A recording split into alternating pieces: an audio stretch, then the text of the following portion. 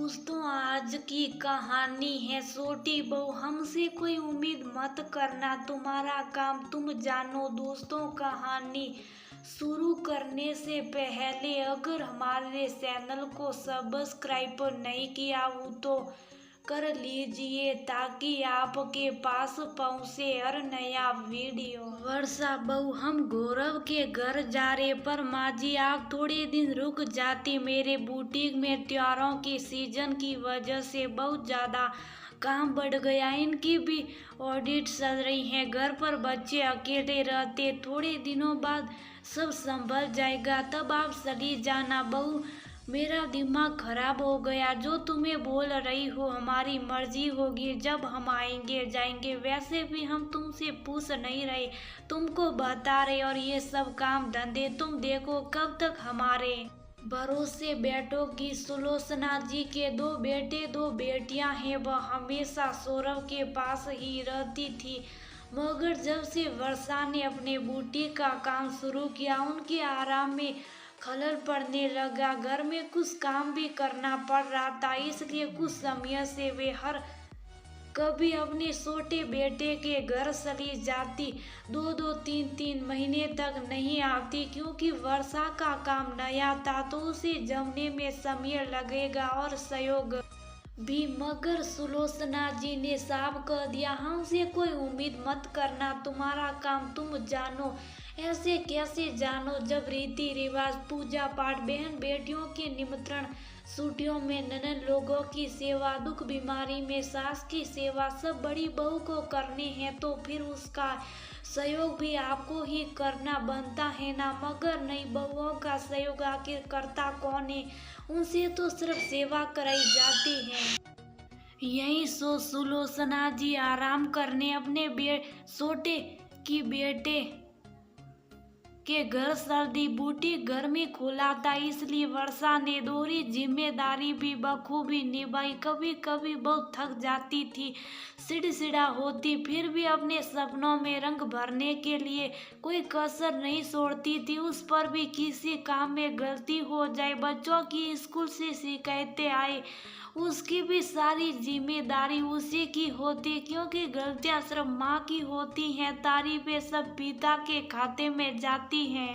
एक दिन अचानक वर्षा को पेट में बहुत तेज दर्द हुआ। डॉक्टर को दिखाया तो पता चला गोल्ड ब्लेडर में सिस्टर हैं, तुरंत ऑपरेशन करना पड़ेगा। तब सौरभ बोला, तुम चिंता मत करो, मैं माँ से बात करूँगा, सब हो जाएगा, तुम बस आराम करो। मगर माँ जी तो अभी गई हैं, वे नहीं आएगी। अपना वाक्य पूरा भी नहीं पकड़ पाई थी कि सौरभ गुस्से से बोला, तुम हमेशा ही मेरी माँ के बारे में उल्टा बोलो, वे तो कितनी भोली है, और जब उन्हें पता चलेगा उनकी बहू का ऑपरेशन होने वाला, वे तुरंत दौड़ी चली आएगी। वर्षा मन में सोचने लगी, आपने तो उनकी कोख से जन्म लिया, फिर भी आपको आपकी माँ की फितरत के बारे में नहीं पता। चलिए कोई बात नहीं, अपनी गलतफहमी आज आप खुद ही दूर कीजिए।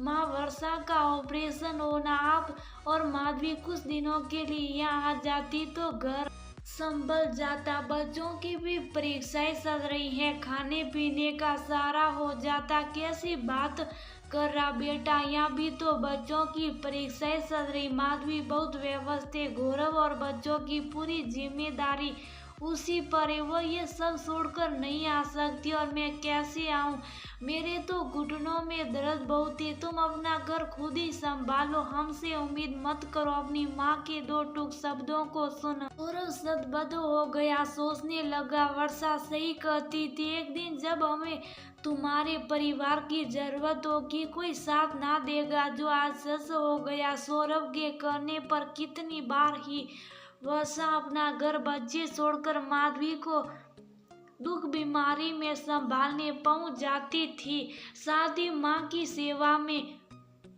भी कभी उसने कोई कमी नहीं रखी। मगर आज जब वर्षा को जरूरत है तो अपना घर खुद संभाल लो। अब सौरभ ने ऑफिस से छुट्टी ली, घर और अस्पताल के चक्कर काटे, बच्चों को पड़ोसियों के सारे छोड़ वर्षा का ऑपरेशन करवाया, खाना अन्य कामों के लिए काम वाली लगा ली।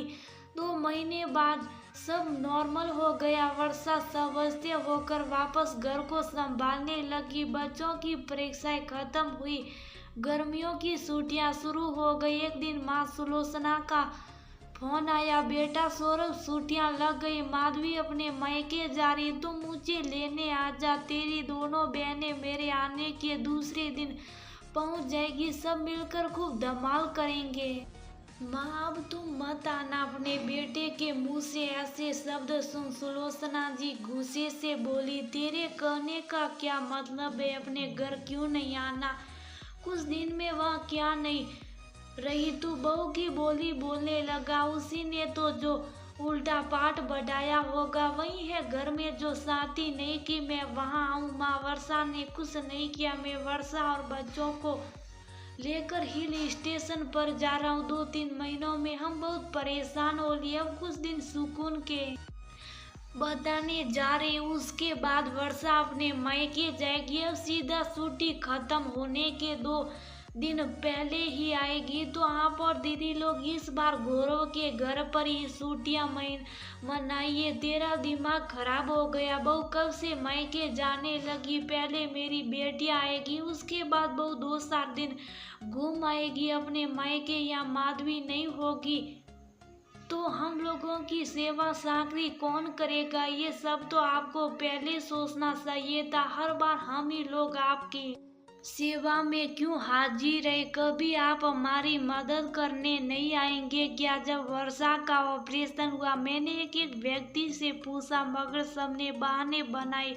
अब मौज मस्ती का समय आया तो सौरभ और वर्षा का घर दिखाई देता। अब लोगों को माफ की करिएगा माँ, बात कड़वी जरूर है, मगर सच अब मैं समझ गया कि वर्षा गलत नहीं है। हर बार हम ही क्यों रिश्ते निभाए? कभी सामने वाले भी आकर हमारा हाल चाल जानकर रिश्ते निभाने आए। माना जिंदगी हमेशा नया पाठ पढ़ाती, और आज मुझे भी पढ़ाया है कि जब प्यार मिले तो प्यार दो, सहयोग मिले तो सहयोग करो, और अगर ऐसा ना हो सके तो जो उचित लगे वही करो। वर्षा लौट आएगी तब आप आ जाइएगा। चलिए फोन रखता हूँ, हम लोगों को जाने की तैयारी करनी है। प्रणाम दोस्तों। कई बार हम रिश्तों पर आंख मूंद कर विश्वास करते, फिर जब वही पट्टी खुलती है तो सब कुछ साफ साफ दिखाई देने लगता है, क्योंकि जिंदगी ऐसी होती है जो हमें कब कौन सा नया पाठ पढ़ाती है, हमें खुद